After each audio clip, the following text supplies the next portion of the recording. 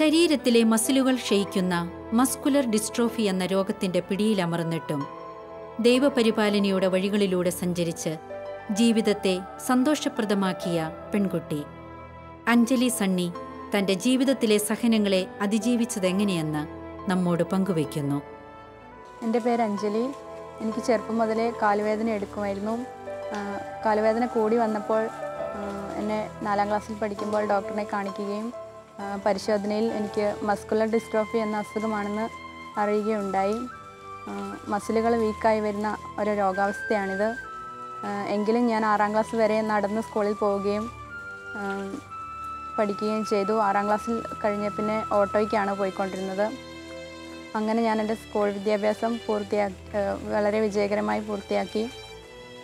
+1 +2 ഒക്കെ പഠിക്കാൻ തുടങ്ങിയപ്പോഴത്തേക്കും ഒട്ടും നടക്കാൻ വയ്യാത്ത അവസ്ഥയിലായി.